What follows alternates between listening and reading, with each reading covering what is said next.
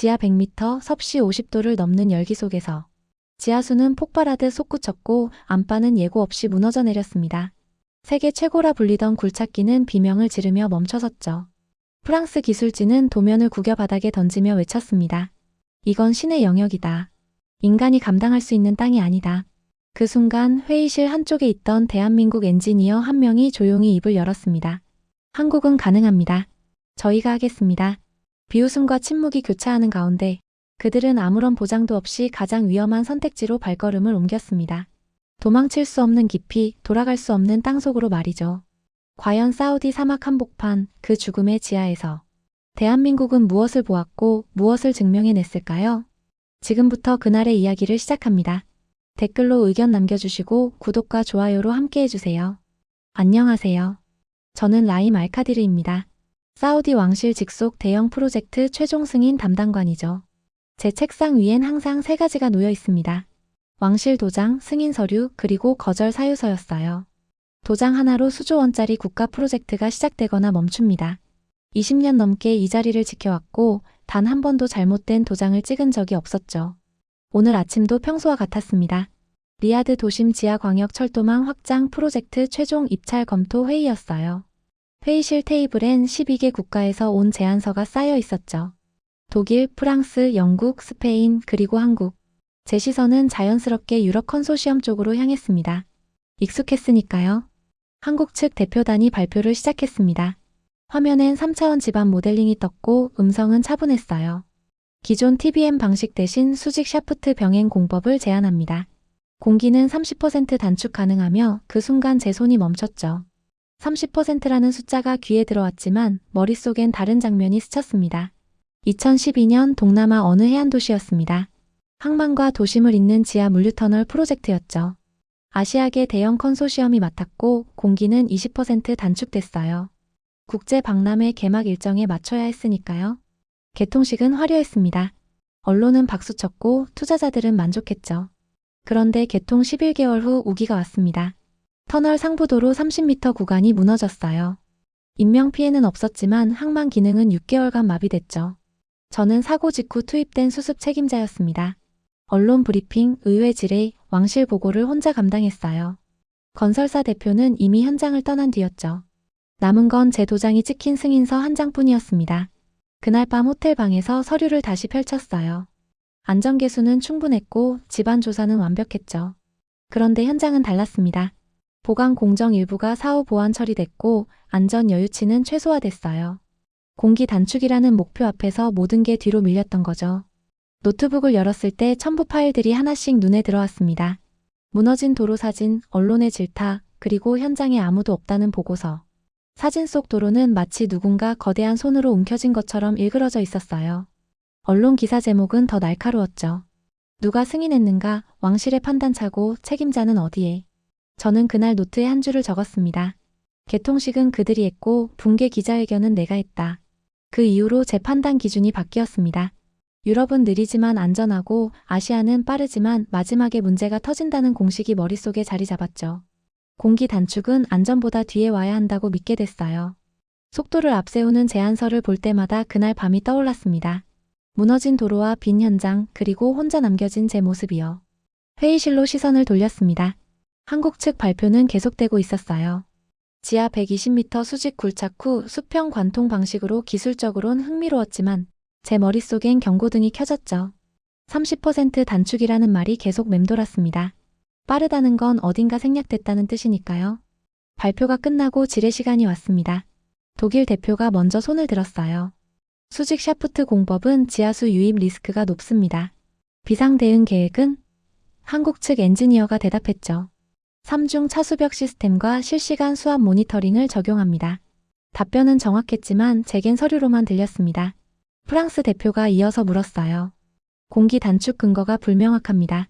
어떤 공정을 줄이신 겁니까? 한국 측이 화면을 넘겼죠. 준비 공정이 아니라 대기 시간을 줄였습니다. 장비 가동률을 92%까지 끌어올리는 방식이에요. 저는 속으로 고개를 저었습니다. 92% 가동률이라는 건 여유가 없다는 뜻이었으니까요. 회의가 끝나고 왕실 실무진과 별도 미팅이 있었습니다. 수석 보좌관이 물었어요. 담당관님 의견은 어떻습니까? 저는 잠시 침묵했죠. 한국 제안서는 기술적으론 탄탄했지만 제 경험은 다른 결론을 내리고 있었습니다. 유럽 컨소시엄 쪽으로 가야 할 것 같습니다. 보좌관이 눈썹을 치켜 올렸어요. 공기가 6개월 더 걸립니다. 저는 고개를 끄덕였죠. 하지만 안전합니다. 우리가 감당해야 할 건 시간이지 사고가 아닙니다. 그 말을 하면서도 한쪽 구석에선 의문이 들었어요. 정말 기술의 문제일까 아니면 제 트라우마의 문제일까? 하지만 결론은 정해져 있었습니다. 저는 책상으로 돌아와 유럽 컨소시엄 제안서를 펼쳤어요. 도장을 집어들고 승인란에 눌렀죠. 붉은 인장이 선명하게 찍혔습니다. 제 머릿속엔 여전히 그날 밤 호텔 방 풍경이 남아 있었어요. 무너진 도로 사진, 언론의 질타, 그리고 텅 빈 현장 사무실. 한국 측엔 정중한 거절 메일을 보냈습니다. 기술적 완성도는 인정하나 프로젝트 특성상 보수적 접근이 필요하다고 판단했습니다. 문장은 부드러웠지만 속뜻은 명확했죠. 불확실한 기술의 왕실 도장은 찍지 않는다는 거였습니다. 그날 저녁 집으로 돌아가는 차 안에서 창밖을 봤어요. 리야드 도심 빌딩들이 스쳐 지나갔죠. 이 도시 지하 어딘가에 새로운 철도망이 뚫릴 겁니다. 유럽 방식으로 느리지만 확실하게. 제 선택이 맞다고 믿었어요. 속도보단 안전이 우선이라고 스스로를 설득했죠. 하지만 가슴 한쪽에선 작은 목소리가 들렸습니다. 정말 기술을 본 건가 아니면 과거를 본 건가? 저는 그 질문을 차창 밖으로 흘려보냈어요. 답은 중요하지 않았습니다. 중요한 건 제 도장이 찍힌 프로젝트에서 사고가 나지 않는 거였으니까요. 차가 집 앞에 멈췄습니다. 저는 서류 가방을 들고 내렸어요. 오늘도 잘못된 도장은 찍지 않았다고 믿었습니다. 그때까지는요.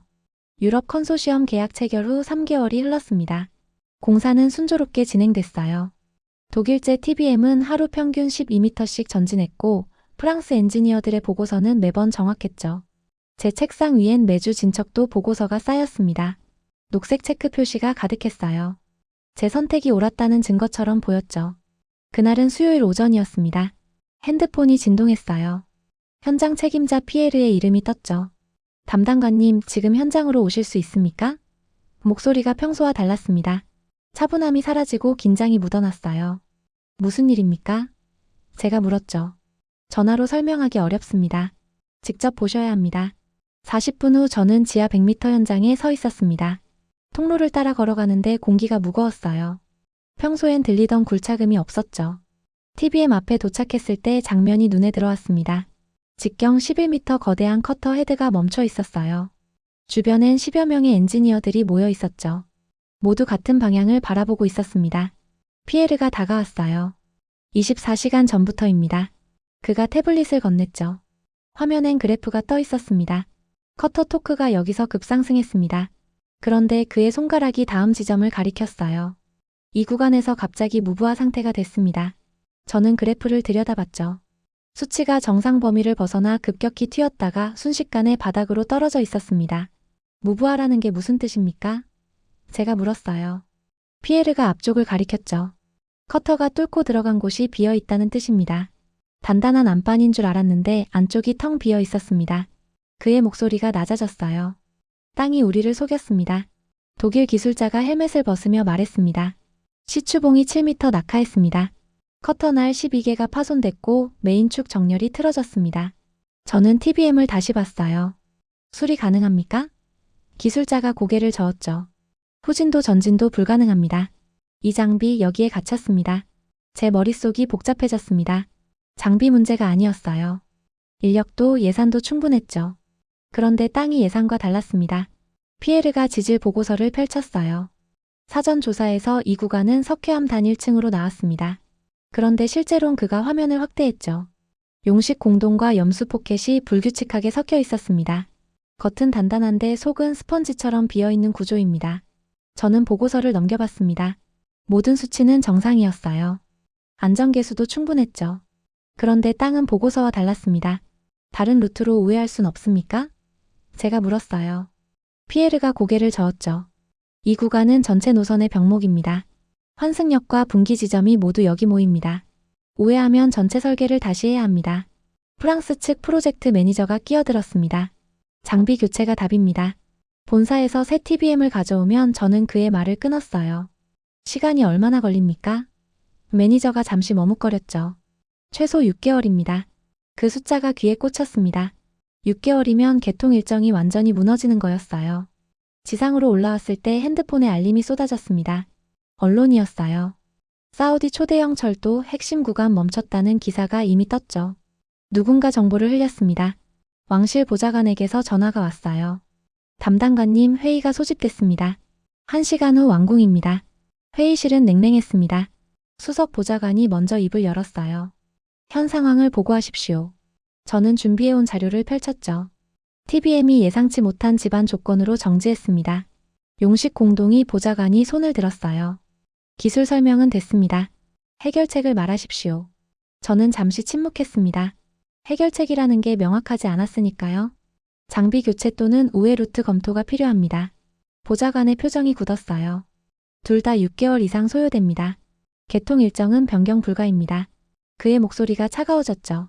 담당관님이 승인한 프로젝트 아닙니까? 그 말이 가슴에 박혔습니다. 제 도장이 찍힌 프로젝트였어요. 제가 선택한 유럽 컨소시엄이었죠.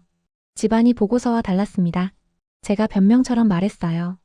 보좌관이 서류를 탁 내려놓았습니다. 그렇다면 왜 사전조사를 신뢰하셨습니까? 담당관님의 역할이 뭡니까? 회의가 끝나고 저는 차에 앉아 있었습니다. 운전기사가 시동을 걸었지만 출발 지시를 내리지 못했어요. 머릿속이 복잡했죠. 유럽 기술이 실패한 건가? 아니면 이 땅이 너무 예외적인 건가? 제 판단이 틀렸던 건가? 핸드폰을 꺼내 프로젝트 파일을 다시 열었습니다. 한국 측 제안서가 보관함에 남아 있었어요. 수직 샤프트 병행 공법이라는 제목이 눈에 들어왔죠. 3개월 전엔 무모해 보였던 방식이었습니다. 지금도 여전히 불확실해 보였어요. 저는 파일을 닫았습니다. 아직은 아니라고 생각했죠. 유럽 방식이 완전히 실패한 게 아니었어요. 예상치 못한 집안 조건 때문이었죠. 그렇다면 더 검증된 방식으로 가야 한다고 믿었습니다. 장비를 교체하거나 우회 루트를 정밀 조사하거나 익숙한 방식 안에서 답을 찾아야 한다고요. 하지만 숫자는 냉정했습니다. 하루 손실이 28억 원이었어요. 6개월이면 5천억 원이 넘었죠. 게다가 지상 리스크도 커지고 있었습니다. TBM 정지 구간 상부엔 금융지구 고층 빌딩이 있었어요. 왕실 관련 시설도 포함돼 있었죠. 미세 치마 감지 센서 수치가 상승하고 있다는 보고가 올라왔습니다. 그날 밤 사무실로 돌아왔습니다. 창밖으론 리야드 야경이 펼쳐져 있었어요. 도시는 평온해 보였지만 지하 100m 아래에선 수조 원짜리 장비가 갇혀 있었죠. 제 책상 위엔 여전히 녹색 체크 표시가 가득한 보고서가 쌓여 있었습니다. 3개월 전까지의 기록이었어요. 저는 손으로 얼굴을 감쌌습니다. 멈춘 건 기계가 아니었어요. 계획 전체가 멈춘 겁니다. 제가 믿었던 검증된 방식, 느리지만 확실한 유럽 기술이 이 땅에선 통하지 않고 있었죠. 그런데도 저는 여전히 다른 선택을 상상할 수 없었습니다. 노트북을 열었습니다. 이메일함엔 유럽 컨소시엄의 대응 방안이 도착해 있었어요. 장비 교체 후 재개 또는 우회 루트 정밀 설계. 두 가지 모두 6개월 이상 소요됐죠. 저는 회신 버튼을 누르지 못했습니다. 손가락이 키보드 위에서 멈췄어요. 그때 알림음이 울렸습니다. 새 메일이었죠. 발신자는 한국 측 대표단이었어요. 제목은 간단했습니다. 대안 제시 요청했건. 저는 메일을 열지 않았습니다. 아직은 그들의 방식을 받아들일 준비가 안 됐으니까요. 삭제 버튼을 누르려다 멈췄죠. 손이 떨렸습니다. 결국 메일을 읽지도 지우지도 않은 채 노트북을 덮었습니다. 창밖을 다시 봤어요. 도시의 불빛은 여전히 밝았지만 제 머릿속은 어두웠습니다.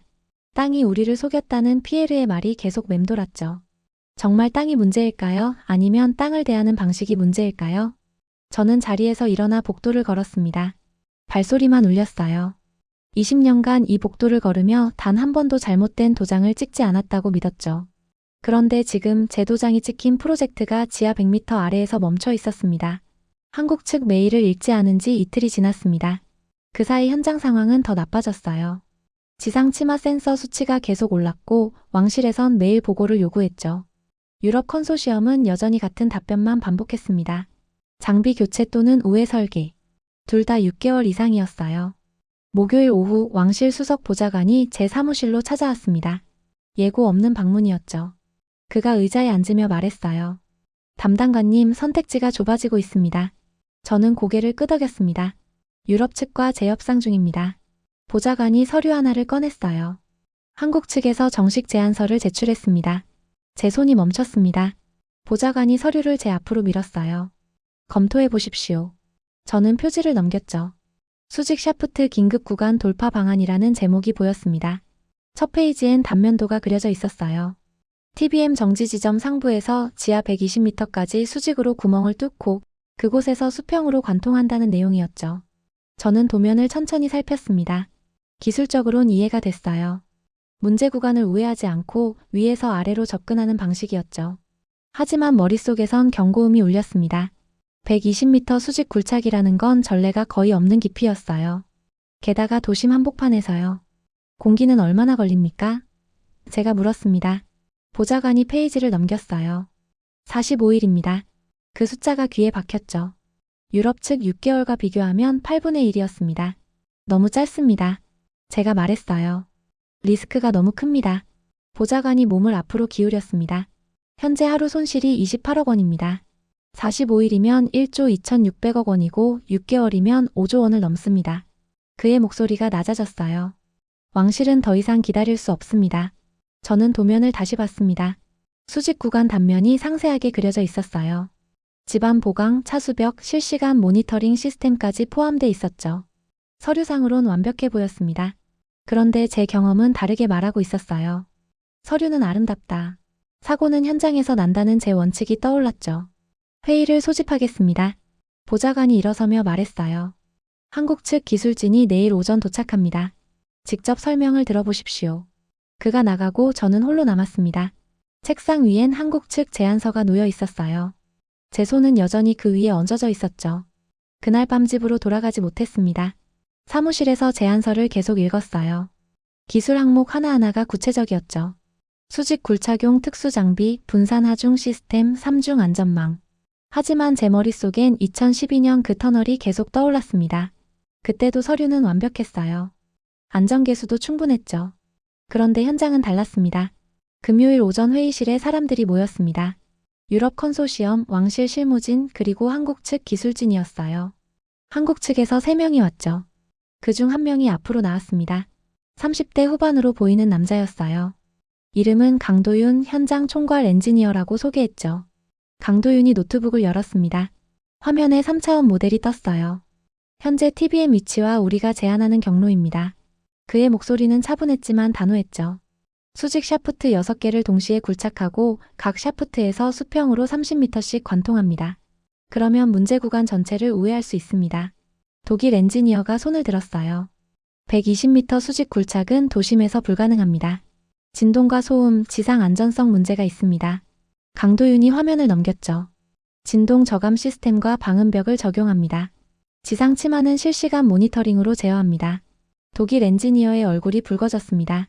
그가 한국 측 도면을 집어들더니 구겨서 테이블 옆 쓰레기통으로 던졌어요. 이론적으론 가능하지만 실제론 변수가 너무 많습니다.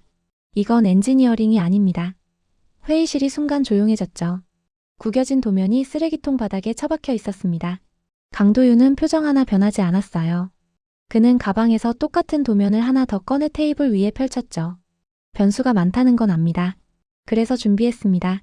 그의 침착함이 오히려 독일 엔지니어를 더 자극했습니다. 프랑스 책임자 피에르가 끼어들었습니다. 45일은 비현실적입니다. 안전검증만 해도 3개월은 필요합니다. 강도윤이 그를 바라봤어요. 3개월 동안 하루 28억 원씩 손실이 쌓입니다. 우리는 검증과 시공을 병행합니다. 제가 입을 열었습니다. 검증 없이 시공한다는 겁니까? 강도윤이 제 쪽을 봤죠. 검증은 합니다. 다만 순차적이 아니라 동시에 진행합니다. 첫 샤프트를 뚫으며 집안 데이터를 실시간으로 수집하고 그 데이터로 나머지 5개를 보정합니다. 저는 도면을 다시 봤어요. 실패하면 어떻게 됩니까? 강도윤이 잠시 침묵했습니다. 그리고 짧게 대답했죠. 실패는 없습니다. 그의 눈빛이 제 눈을 똑바로 봤어요. 중간은 없습니다. 성공 아니면 퇴출입니다. 피에르가 비웃듯 말했습니다. 이건 기술이 아니라 도박입니다. 강도윤이 고개를 돌렸죠. 도박은 결과를 모를 때 하는 겁니다. 저희는 결과를 압니다. 피에르가 반박하려다 입을 다물었어요. 강도윤의 표정엔 흔들림이 없었으니까요. 회의가 끝났습니다. 사람들이 하나둘 나갔죠. 독일 엔지니어가 쓰레기통을 한 번 더 쳐다보며 나갔어요. 저는 자리에 남아 테이블 위에 펼쳐진 새 도면을 다시 봤습니다. 수직 샤프트 6개가 그려진 단면도였어요. 기술적으론 가능해 보였죠. 하지만 제 경험은 여전히 경고하고 있었습니다. 속도와 안전은 양립할 수 없다고요. 왕실 보좌관이 물었습니다. 계약 조건은? 강도윤이 서류를 꺼냈어요. 45일 내 성과가 없으면 계약 즉시 해제, 투입 비용 전액 저희가 부담합니다. 보좌관의 눈썹이 올라갔죠. 전액 손해배상이라는 겁니까? 강도윤이 고개를 끄덕였습니다. 네. 저희가 책임집니다. 저는 그 조건을 듣고 놀랐어요. 45일 실패 시 수백억 원 손해를 자기들이 떠안겠다는 거였죠. 일반적인 계약이 아니었습니다. 그들은 도망갈 곳을 스스로 없앤 거예요. 제 머릿속에서 2012년 기억이 다시 떠올랐습니다. 개통식은 그들이 했고 붕괴 기자회견은 내가 했다는 문장이요. 하지만 지금 눈앞의 한국팀은 정반대였어요. 사무실로 돌아와 책상 앞에 앉았습니다. 한국 측 계약서를 펼쳤어요. 조건은 가혹했죠. 45일 성과 없으면 전액 손해배상. 그들은 스스로를 벼랑 끝으로 몰아넣었습니다. 저는 펜을 집어들었어요. 서명란 위에 펜촉을 댔죠. 손이 떨렸습니다. 제 머릿속엔 두 가지 목소리가 싸우고 있었어요. 하나는 이건 무모하다였고 다른 하나는 지금 선택지가 있는가였죠. 저는 눈을 감았습니다.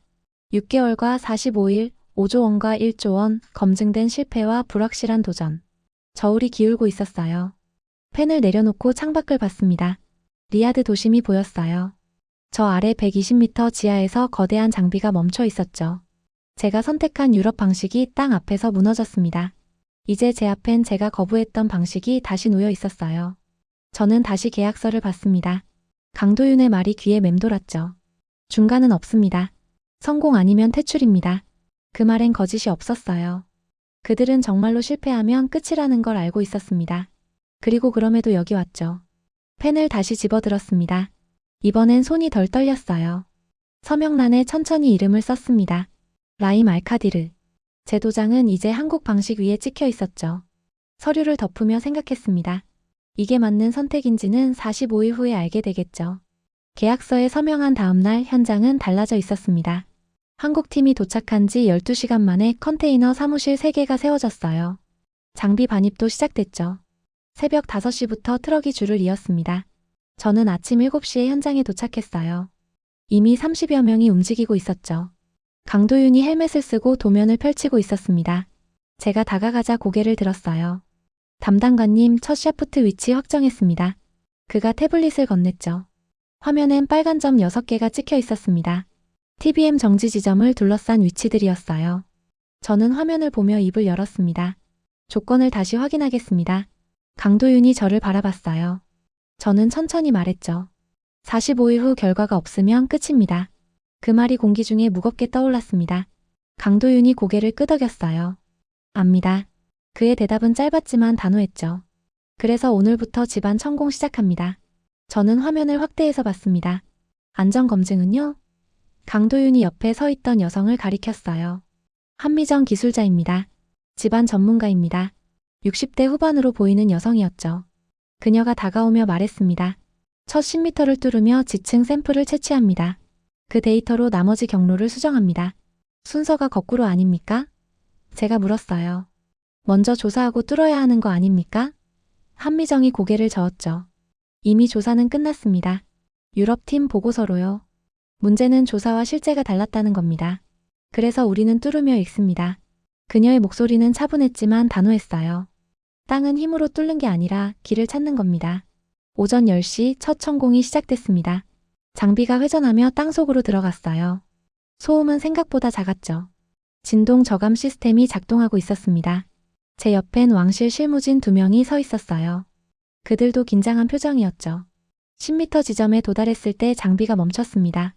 작업자들이 시추봉을 꺼냈어요. 한미정이 샘플을 손에 쥐고 살폈죠. 돋보기로 들여다보더니 고개를 끄덕였습니다. 석회암 단층 확인. 공급률 32%. 예상 범위 아닙니다. 강도윤이 태블릿에 숫자를 입력했어요. 다음 구간 진행합니다. 일주일이 지났습니다. 첫 샤프트는 50m까지 내려갔어요. 한미정은 매 10m마다 샘플을 분석했죠. 데이터가 쌓이면서 나머지 5샤프트 경로가 조정됐습니다.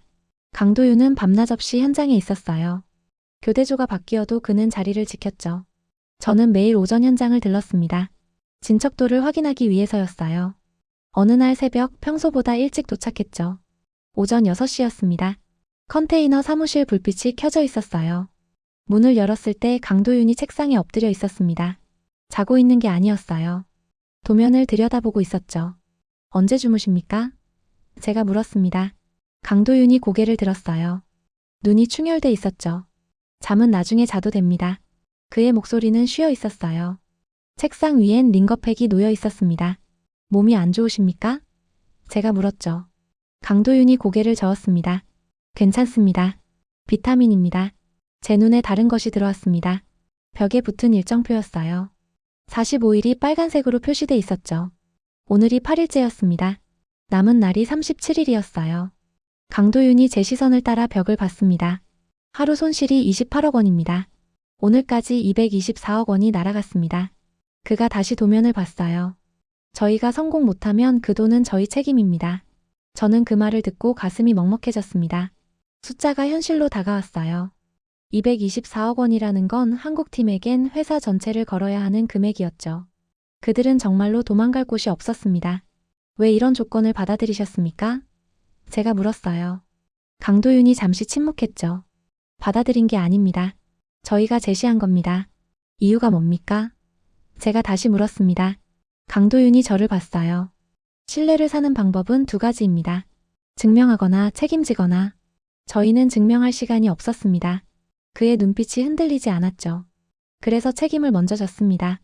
2주일째 되는 날 첫 샤프트가 100m를 넘었습니다. 진도는 계획보다 빨랐어요. 하지만 문제가 생겼죠. 두 번째 샤프트에서 지하수가 분출됐습니다. 수압이 예상보다 높았어요. 현장이 긴급 중단됐죠. 저는 전화를 받고 달려갔습니다. 두 번째 샤프트 주변에 물이 고여 있었어요. 작업자들이 배수 펌프를 돌리고 있었죠. 한미정이 무릎을 꿇고 물을 손으로 떠서 맛을 봤습니다. 고개를 살짝 기울이더니 다시 한번 맛을 봤어요. 염수 아닙니다. 담수입니다. 그녀가 일어서며 말했어요. 지하 수맥입니다.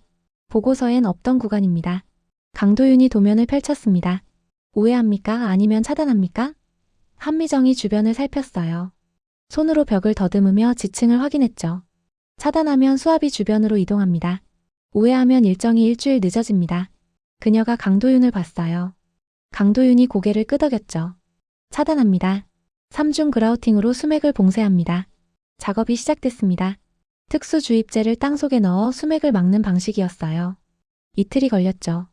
그 사이 다른 샤프트 작업도 멈췄습니다. 전체 일정이 흔들렸어요. 왕실 보좌관에게서 전화가 왔습니다. 문제가 생긴 겁니까? 제가 답했어요. 처리 중입니다. 이틀 내 해결됩니다. 제 목소리는 자신 있게 들렸지만 속으론 불안했습니다. 이틀 후 그라우팅이 완료됐습니다. 수압이 잡혔고 작업이 재개됐어요. 하지만 일정은 이미 이틀이 밀렸죠. 45일 중 20일이 지났고 남은 날은 25일이었습니다. 첫 샤프트는 120m 목표 지점까지 10m 남았어요. 나머지 5샤프트는 평균 70m였죠. 그날 저녁 현장 사무실에서 회의가 열렸습니다. 강도윤이 일정표를 업데이트했어요. 이틀 손실을 만회하려면 작업 속도를 올려야 합니다. 한미정이 고개를 저었죠. 속도를 올리면 안전 여유가 줄어듭니다. 강도윤이 그녀를 봤어요. 여유를 줄이는 게 아니라 효율을 올리는 겁니다. 어떻게요? 한미정이 물었습니다. 강도윤이 화면을 넘겼죠. 교대 시간을 줄입니다. 8시간 2교대에서 6시간 3교대로 바꿉니다. 장비 가동 시간을 하루 16시간에서 20시간으로 늘립니다. 한미정이 눈썹을 찌푸렸어요. 사람이 버틸 수 있겠습니까? 강도윤이 잠시 침묵했습니다. 그리고 말했죠. 버텨야 합니다. 그의 목소리는 차가웠어요. 중간은 없습니다. 성공 아니면 퇴출입니다. 회의실이 조용해졌습니다. 모두가 그 말의 무게를 알고 있었어요. 다음 날부터 현장은 24시간 돌아갔습니다. 교대조가 6시간마다 바뀌었어요. 저는 밤 11시에 현장을 찾았습니다. 여전히 장비가 돌아가고 있었죠. 강도윤도 여전히 헬멧을 쓰고 현장에 있었어요. 제가 다가갔습니다. 쉬지 않으십니까? 강도윤이 고개를 저었어요. 오늘은 교대가 아니라 각오로 갑니다. 그의 얼굴은 수척해져 있었지만 눈빛은 여전히 날카로웠습니다. 저는 그 모습을 보며 생각했어요. 이 사람들은 정말로 실패를 상상하지 않는구나. 사무실로 돌아오는 차 안에서 창밖을 봤습니다. 도시는 잠들어 있었지만 지하 100m 아래에선 사람들이 땅과 싸우고 있었어요. 45일이라는 시간이 그들을 짓누르고 있었죠. 하루 28억 원이라는 숫자가 그들의 등 뒤에 붙어 있었습니다. 제 핸드폰에 보좌관의 메시지가 왔습니다. 진척도 보고 부탁합니다. 저는 숫자를 정리해서 답장을 보냈어요. 첫 샤프트 90% 완료. 전체 평균 65%. 예정대로 진행 중입니다. 메시지를 보내고 나서 창밖을 다시 봤죠. 예정대로라는 말이 맞는지 저 자신도 확신할 수 없었습니다. 3주일이 지났습니다. 첫 샤프트가 120m 목표 지점에 도달했어요. 수평 관통 작업이 시작됐죠. 나머지 5샤프트도 평균 90m를 넘어섰습니다. 진도는 빠듯했지만 계획 안에 있었어요. 하지만 현장 분위기는 여전히 팽팽했죠. 저는 매일 오전 진척도 보고를 받았습니다. 숫자는 올라가고 있었지만 제 불안은 줄지 않았어요. 45일 중 22일이 지났고 남은 날은 23일이었습니다. 절반을 넘긴 시점이었죠. 왕실 보좌관은 주간 회의마다 같은 질문을 했어요. 일정대로 완료 가능합니까? 저는 매번 예라고 답했지만 확신은 점점 흐려지고 있었습니다. 어느 날 밤 잠이 오지 않았습니다. 시계를 보니 새벽 1시였어요. 침대에 누워 천장을 바라봤죠. 머릿속엔 숫자만 돌아갔습니다. 23일, 90m, 28억 원. 저는 결국 일어나 옷을 입었어요. 현장으로 가기로 했죠. 새벽 2시에 현장에 도착했습니다. 이 시간엔 아무도 없을 줄 알았어요. 그런데 컨테이너 사무실 불빛이 여전히 켜져 있었죠. 차에서 내려 걸어갔습니다. 창문 너머로 안이 보였어요. 3명이 책상 앞에 앉아 있었습니다. 문을 열고 들어갔습니다. 강도윤, 한미정, 그리고 젊은 엔지니어 1명이었어요. 책상 위엔 도면과 노트북이 펼쳐져 있었죠. 3사람 모두 제 쪽을 봤습니다. 담당관님? 강도윤이 놀란 표정으로 일어섰어요. 저는 주변을 둘러봤습니다. 한미정의 팔에 링거 바늘이 꽂혀 있었어요. 투명한 튜브가 링거팩까지 이어져 있었죠. 젊은 엔지니어도 마찬가지였습니다. 강도윤의 책상 옆에도 빈 링거팩 2개가 놓여 있었어요. 지금 뭐 하는 겁니까? 제가 물었습니다. 강도윤이 화면을 가리켰어요. 내일 작업 구간 집안 데이터 분석 중입니다. 한미정이 덧붙였죠. 3번째 샤프트 100m 지점에서 이상 신호가 잡혔습니다. 확인하고 있습니다. 저는 한미정의 팔을 봤습니다. 왜 링거를 맞으면서 일합니까? 한미정이 잠시 링거를 내려다봤어요.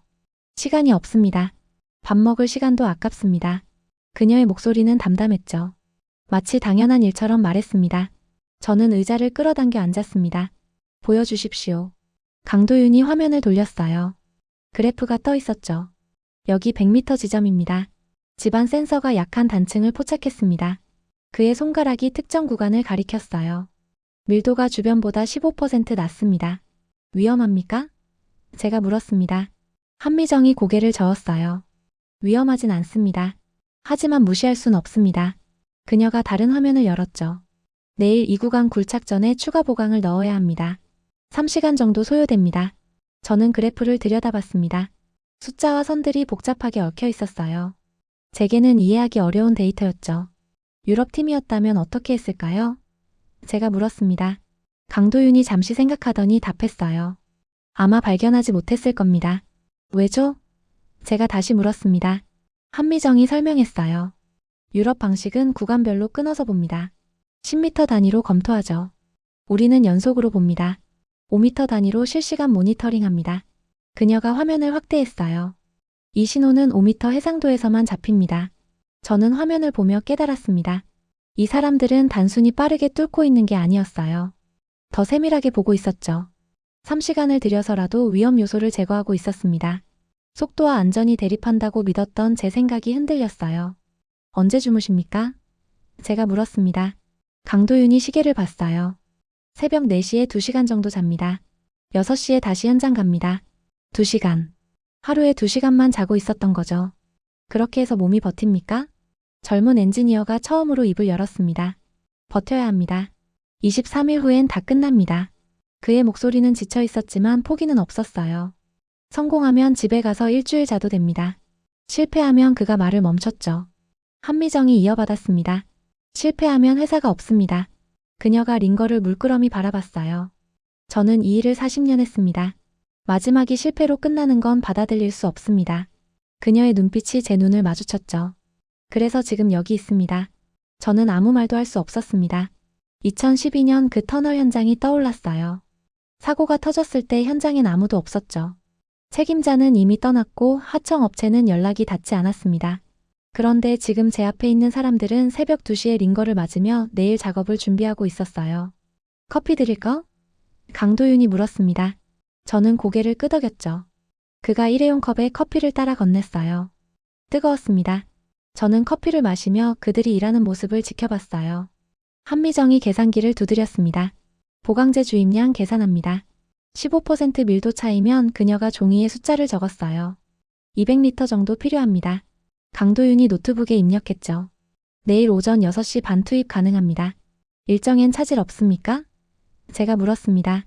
강도윤이 고개를 끄덕였어요. 3시간 지연되지만 오후에 만회합니다. 네 번째 샤프트 진도가 빠르니까요. 그는 전체 일정표를 열었죠. 전체적으론 여전히 계획 아닙니다. 저는 일정표를 봤습니다. 샤프트별로 색깔이 다르게 표시돼 있었어요. 초록색, 노란색, 빨간색. 색깔이 뭡니까? 제가 물었죠. 한미정이 설명했어요. 초록색은 계획보다 빠른 구간, 노란색은 계획대로, 빨간색은 지연 구간입니다. 화면엔 초록색이 절반 이상이었습니다. 지연 구간도 있는데 어떻게 전체가 계획대로입니까? 제가 물었어요. 강도윤이 답했죠. 빠른 구간에서 번 시간을 느린 구간에 씁니다. 6개 샤프트를 하나가 아니라 하나의 시스템으로 봅니다. 저는 그 말을 곱씹었습니다. 시스템. 유럽팀은 각 구간을 독립적으로 관리했어요. 하나가 늦으면 전체가 늦었죠. 그런데 한국팀은 달랐습니다. 빠른 곳에서 시간을 벌어 느린 곳을 지원했어요. 마치 살아있는 생명체처럼 유연하게 움직이고 있었죠. 시계를 보니 새벽 3시였습니다. 저는 자리에서 일어났어요. 방해했습니다. 쉬십시오. 강도윤이 고개를 숙였죠. 감사합니다. 한미정도 인사했어요. 조심히 들어가십시오. 문을 나서는데 뒤에서 목소리가 들렸습니다. 담당관님. 강도윤이었어요. 저는 돌아봤죠.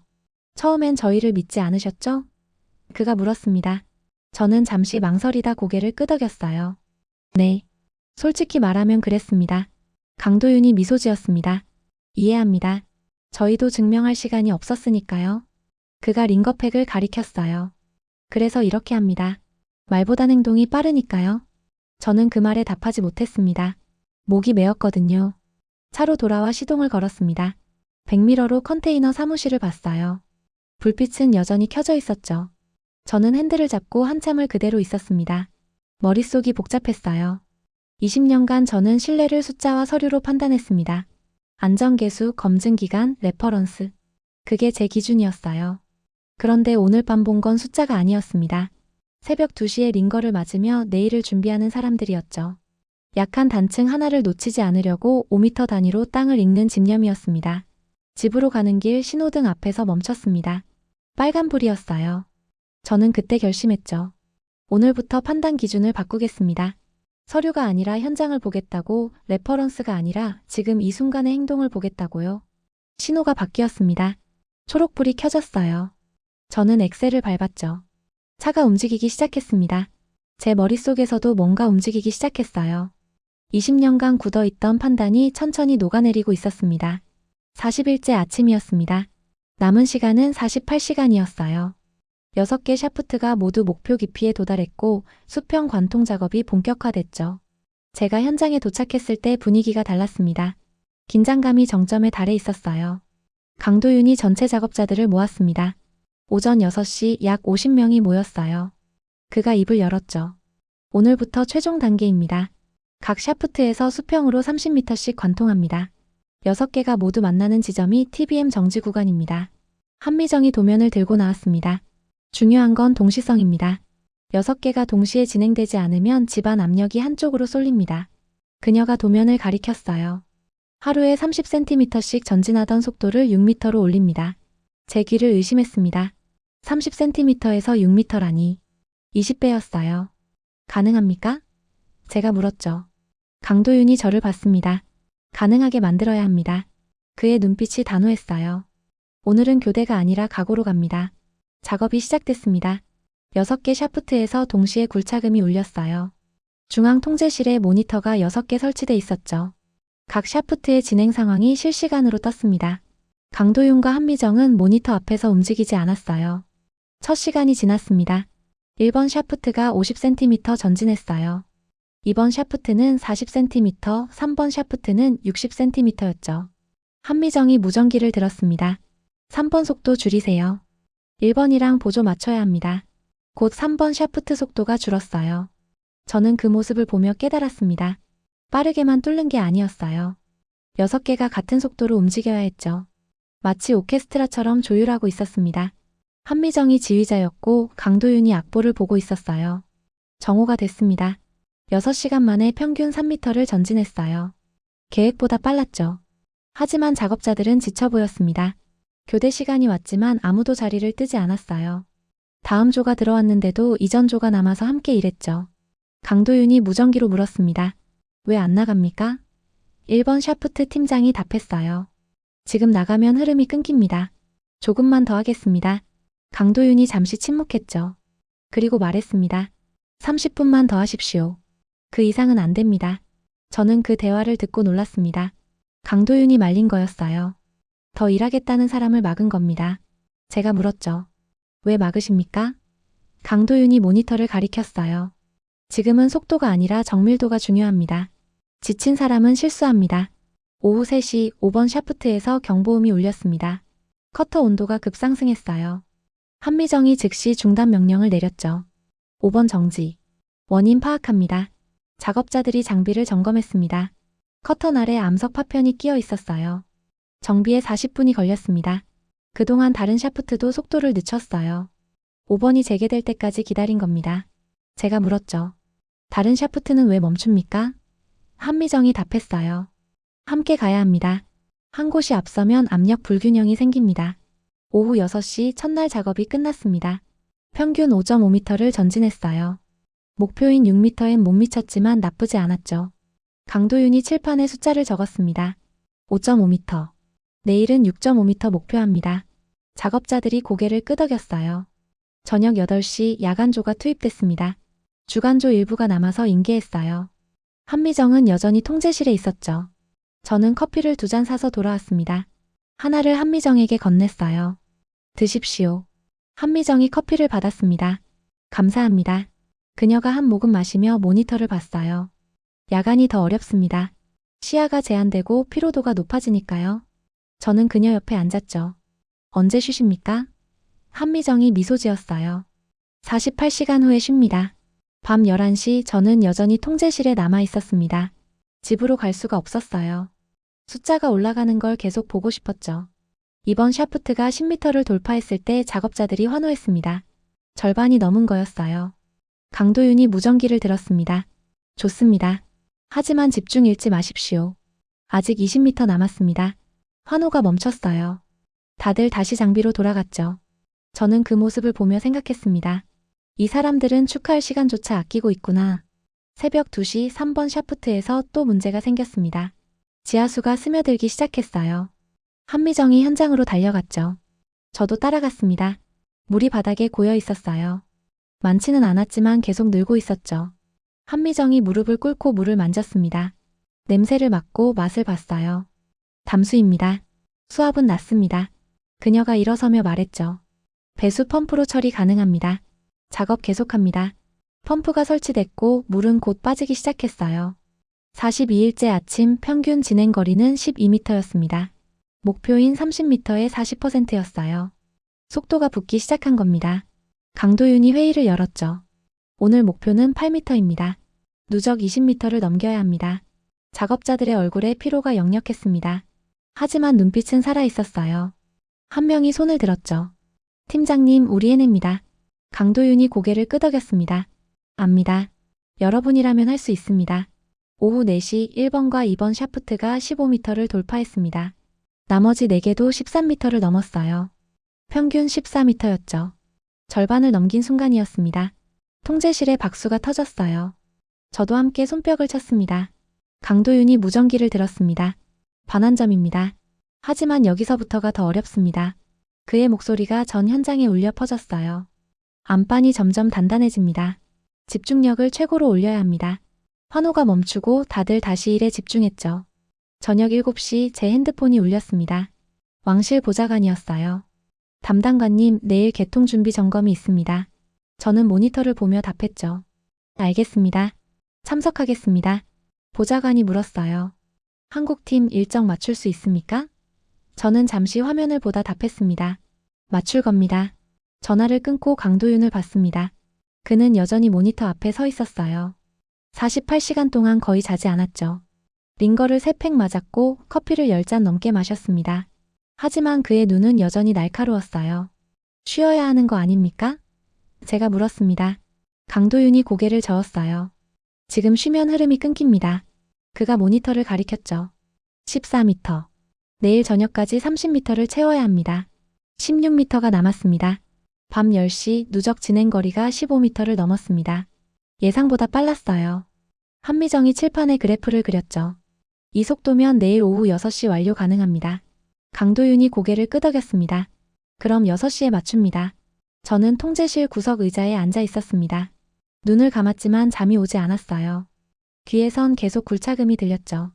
모니터 화면의 숫자가 눈을 감아도 보였습니다.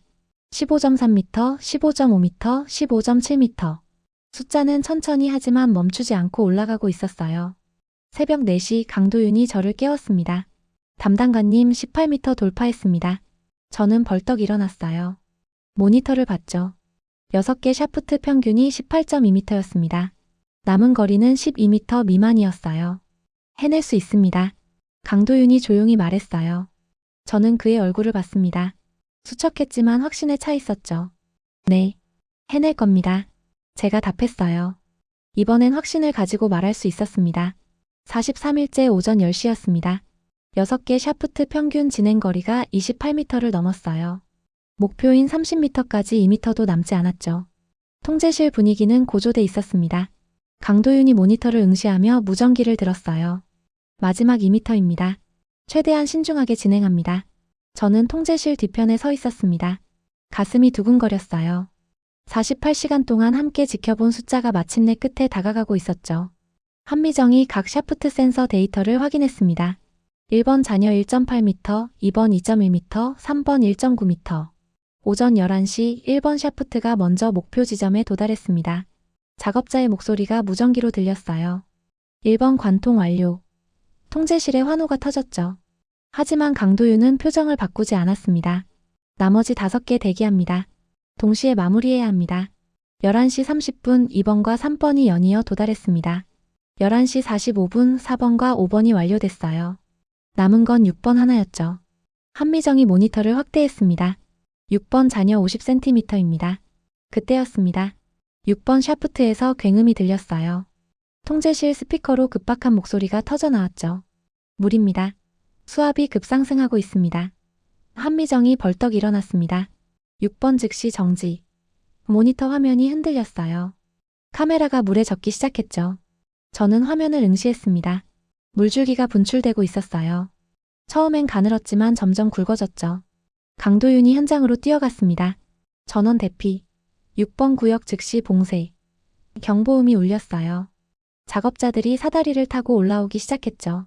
저도 뒤따라 내려갔습니다. 6번 샤프트 입구에 도착했을 때 물이 바닥을 적시고 있었어요. 지하수로가 터진 겁니다. 한미정이 헬멧에 랜턴을 켜고 입구를 들여다봤죠. 수압이 계속 올라갑니다. 주변 집안이 흔들리고 있습니다. 강도윤이 도면을 펼쳤습니다.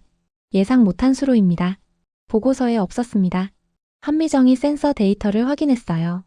TBM 정지 구간 바로 옆입니다. 수로가 터지면 그녀가 말을 멈췄죠. 모두가 알고 있었습니다. 수로가 터지면 TBM이 있는 구간 전체가 침수될 거라는 걸요. 제 핸드폰이 울렸습니다. 왕실 보좌관이었어요. 담당관님, 지금 무슨 일입니까? 지상 센서의 진동이 감지됐습니다. 저는 6번 샤프트를 바라보며 답했죠. 지하수로가 터졌습니다. 처리 중입니다. 보좌관의 목소리가 날카로워졌어요. 즉시 작업 중단하십시오. 왕실 명령입니다. 전화를 끊고 강도윤을 봤습니다. 작업 중단 명령이 내려왔습니다. 강도윤이 고개를 들었어요. 그의 눈엔 당황함이 없었습니다. 지금 중단하면 끝입니다. 그가 도면을 가리켰죠. 50cm만 더 가면 됩니다. 6번만 완료하면 전체가 연결됩니다. 한미정이 물을 바라봤습니다. 하지만 수압이 계속 올라갑니다. 시간이 없습니다. 그녀가 강도윤을 봤어요. 어떻게 합니까? 막을 수 없습니다. 강도윤이 잠시 침묵했죠. 그리고 한미정의 눈을 똑바로 보며 말했습니다. 막지 말고 굳히세요. 한미정의 눈이 커졌습니다. 극저온 동결입니까? 강도윤이 고개를 끄덕였어요. 60분이면 됩니다. 한미정이 계산하듯 중얼거렸죠. 영하 190도 액체 질소로 수로를 얼리고 그 사이 6번을 완료한다. 저는 그 대화를 듣고 있었습니다. 극저온 동결이라는 단어가 생소했어요. 그게 가능합니까? 제가 물었죠. 한미정이 답했습니다. 이론적으론 가능합니다. 하지만 지하 120m에서 해본 적은 없습니다. 강도윤이 그녀를 봤어요. 지금이 첫 번째입니다. 한미정이 계산기를 꺼냈습니다. 액체 질소 주입량 계산합니다. 수로 단면적 예상 3제곱미터, 수압 6기압. 그녀의 손이 빠르게 움직였어요. 500리터 필요합니다. 주입 속도는 분당 10리터, 동결 시간. 그녀가 강도윤을 봤죠. 60분입니다. 60분 안에 50cm 뚫을 수 있습니까? 한미정이 물었습니다. 강도윤이 고개를 끄덕였어요. 해야 합니다. 그가 무전기를 들었죠. 6번 팀 복귀 준비합니다. 액체 질소 탱크 즉시 반입합니다. 저는 그들을 말렸어야 했습니다. 왕실 명령이 내려왔으니까요. 하지만 입이 열리지 않았어요. 50cm. 43일간의 작업이 50cm를 남겨두고 있었죠. 제 머릿속에서 두 가지 목소리가 싸웠습니다. 명령을 따르라는 목소리와 이들을 믿으라는 목소리. 액체 질소 탱크가 도착했습니다. 은색 원통형 용기 4개였어요. 작업자들이 호스를 연결했죠. 한미정이 주입 지점을 지정했습니다. 여기 수로 추정 위치 3지점에 동시 주입합니다. 강도윤이 시계를 봤어요. 정오 정각 시작합니다. 오후 1시까지 60분입니다.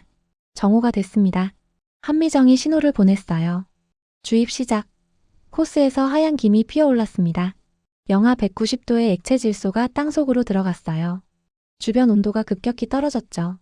제 입에서 입김이 나왔습니다. 5분이 지났습니다. 한미정이 센서를 확인했어요.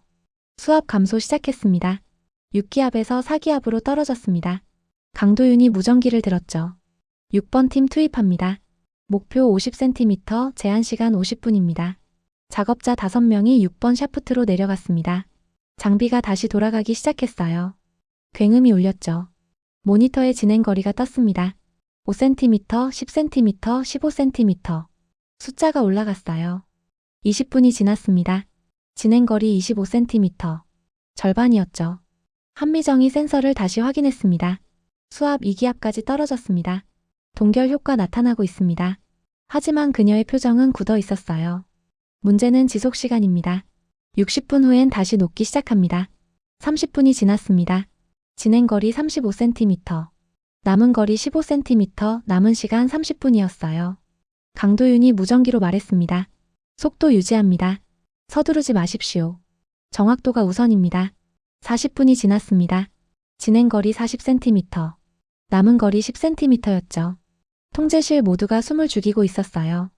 한미정이 다른 샤프트 좌표를 확인했습니다. 1번부터 5번까지 좌표 재확인합니다. 6번이 정확히 맞나야 합니다. 50분이 지났습니다. 진행거리 48cm.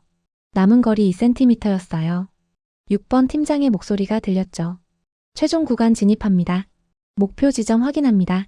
한미정이 좌표를 불렀습니다. X축 마이너스 2.3, Y축 플러스 5.7, G축 마이너스 120.0. 55분이 지났습니다. 진행거리 49cm. 이제 1cm도 남지 않았어요. 강도윤이 모니터의 얼굴을 가까이 댔습니다. 한미정이 센서를 확인했죠. 수압 다시 상승하기 시작했습니다. 1.5기압. 동결이 풀리고 있습니다. 58분이 지났습니다. 6번 팀장의 목소리가 떨렸어요. 관통 직전입니다. 저항이 느껴집니다. 한미정이 무전기를 잡았죠. 천천히 밀어 넣으십시오.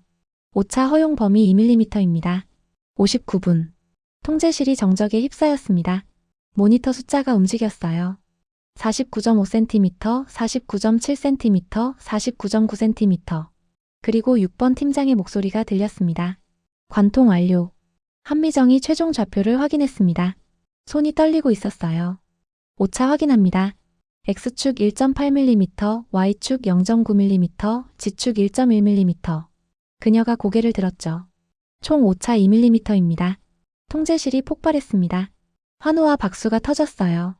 작업자들이 서로 껴안았죠. 저도 모르게 손뼉을 치고 있었습니다. 60분 극저온 동결 50cm, 오차 2mm. 불가능해 보이던 숫자들이 모두 현실이 됐어요. 강도윤이 무전기를 들었습니다. 전 구간 관통 완료. 6번 팀 즉시 철수합니다. 그의 목소리는 여전히 차분했어요. 하지만 그의 손이 떨리고 있었죠. 한미정이 그의 어깨에 손을 올렸습니다. 해냈습니다. 강도윤이 고개를 끄덕였어요. 우리가 해냈습니다. 저는 핸드폰을 꺼냈습니다. 왕실 보좌관에게 전화를 걸었어요. 관통 완료했습니다. 오차 2mm입니다. 보좌관이 잠시 침묵했죠. 확인하셨습니까? 저는 모니터를 보며 답했습니다. 네. 제가 직접 확인했습니다. 오후 1시 5분 6번 팀이 지상으로 올라왔습니다. 5명 모두 온몸이 젖어 있었어요. 추위에 떨고 있었죠. 하지만 얼굴엔 미소가 가득했습니다. 팀장이 강도윤에게 다가왔어요. 팀장님, 막지 말고 굳히라는 말 정말 맞았습니다. 강도윤이 그의 어깨를 두드렸습니다. 여러분이 해낸 겁니다. 그가 모두를 돌아보며 말했어요. 43일 6개 샤프트 180m. 우리가 함께 해냈습니다. 박수가 다시 터졌죠. 저는 그 모습을 보며 눈시울이 뜨거워졌습니다. 막지 말고 굳히세요라는 강도윤의 말이 귀에 맴돌았어요. 문제를 피하지 않고 정면으로 해결한 겁니다. 이게 이 사람들의 방식이었죠. 저는 그제야 완전히 이해했습니다. 왜 제가 이들을 믿기로 했는지를요. 44일째 아침이었습니다. 어제 오후 6번 샤프트 관통 이후 현장엔 묘한 고요가 흘렀어요. 긴장이 풀린 게 아니었습니다. 오히려 더 집중된 침묵이었죠. 최종 검증이 남아 있었으니까요. 저는 새벽 6시에 현장에 도착했습니다. 강도윤과 한미정은 이미 통제실에 있었어요. 모니터엔 6개 샤프트의 최종 측정 데이터가 떠 있었죠. 검증 결과 어떻습니까? 제가 물었습니다. 한미정이 고개를 끄덕였어요. 완벽합니다. 오차 범위 전부 3mm 이내입니다. 오전 9시 왕실 실무진이 도착했습니다. 수석 보좌관을 포함해 6명이었어요. 그들은 침묵 속에 현장을 둘러봤죠. 보좌관이 저에게 다가왔습니다. 담당관님, 정말 완료된 겁니까? 저는 고개를 끄덕였어요. 네. 직접 확인하시겠습니까? 일행은 첫 번째 샤프트로 내려갔습니다. 120m 지하였죠. 엘리베이터가 천천히 내려갔어요. 도착했을 때 수평 터널 입구가 보였습니다. 조명이 30m 끝까지 이어져 있었어요. 보좌관이 터널 안으로 걸어 들어갔죠. 터널 끝에 작은 구멍이 뚫려 있었습니다. 지름 10cm 정도였어요. 보좌관이 손전등을 비췄죠. 빛이 구멍을 통과해 반대편으로 나갔습니다. TBM이 멈춰 있던 구간이었어요. 관통됐습니다. 보좌관이 조용히 말했죠. 지상으로 올라왔을 때 보좌관이 강도윤에게 손을 내밀었습니다. 축하합니다. 강도윤이 악수를 받았어요. 감사합니다. 보좌관이 저를 봤죠. 담당관님, 왕실에 보고하겠습니다. 공식 검수는 내일 진행됩니다. 오후 2시 현장에 카메라가 들어왔습니다. 언론이었어요. 사우디 국영 방송국 취재진이었죠. 기자가 강도윤 앞에 섰습니다. 44일 만에 불가능해 보이던 구간을 돌파하셨습니다. 소감이 어떠십니까? 강도윤이 잠시 생각하더니 답했습니다. 저희가 한 건 땅과 대화한 겁니다. 힘으로 밀어붙인 게 아니라 길을 찾았습니다. 기자가 다시 물었어요. 가장 어려웠던 순간은 언제였습니까? 강도윤이 한미정을 봤죠. 매 순간이 어려웠습니다. 하지만 팀이 함께였기에 가능했습니다. 카메라가 한미정에게 향했습니다. 60대 후반의 나이에도 현장을 지키셨다고 들었습니다. 한미정이 미소 지었어요. 나이는 숫자일 뿐입니다. 중요한 건 땅을 읽는 능력이고 그건 경험에서 나옵니다. 기자가 물었죠. 이번 프로젝트를 한 단어로 표현한다면? 한미정이 잠시 생각했습니다. 신뢰입니다. 저녁 6시 현장 사무실에서 마지막 회의가 열렸습니다. 강도윤이 최종 보고서를 펼쳤어요. 수직 샤프트 6개, 총 굴착 깊이 720m, 수평 관통 180m, 총 구간 900m를 44일 만에 완료했습니다. 한미정이 이어받았습니다. 집안 샘플 1200개 분석, 실시간 모니터링 포인트 36,000개, 총 작업시간 64,000시간입니다. 그녀가 그래프를 보여줬어요. 안전사고 제로, 일정 준수 100%입니다. 저는 그 숫자들을 들으며 감탄했습니다. 44일 900m 제로 사고. 불가능해 보이던 목표를 달성한 거였어요. 강도윤이 저를 봤습니다. 담당관님, 처음엔 저희를 믿지 않으셨죠? 저는 고개를 끄덕였어요. 네. 솔직히 그랬습니다. 지금은요? 강도윤이 물었습니다. 저는 잠시 생각했어요. 2012년 그 터널, 무너진 도로, 텅 빈 현장. 그리고 지금 제 앞에 있는 사람들. 새벽 2시에 링거를 맞으며 일하던 모습. 60분 만에 수로를 얼리던 순간, 오차 2mm로 관통하던 그 순간. 지금은 믿습니다. 완전히요. 강도윤이 미소 지었습니다. 감사합니다. 그 신뢰가 저희에게 큰 힘이 됐습니다. 한미정이 덧붙였죠. 신뢰는 말이 아니라 시간으로 쌓이는 겁니다. 담당관님은 44일 내내 저희와 함께 계셨습니다. 밤 9시 왕실에서 공식 서한이 도착했습니다. 내일 오전 10시 개통식이 확정됐다는 내용이었어요. 왕실 고위 인사들이 참석한다고 했죠. 강도윤이 작업자들을 모았습니다. 내일이 마지막입니다. 개통식 준비합니다. 45일째 아침 하늘이 맑았습니다. 현장엔 200여 명이 모였어요. 왕실 인사, 정부 관계자, 언론, 그리고 한국팀 전원이었죠. 붉은 리본이 첫 번째 샤프트 입구에 걸렸습니다. 왕실 대표가 연단에 올랐습니다. 오늘 우리는 불가능을 가능으로 만든 순간을 목격합니다. 45일 전 이 프로젝트는 실패 직전이었습니다.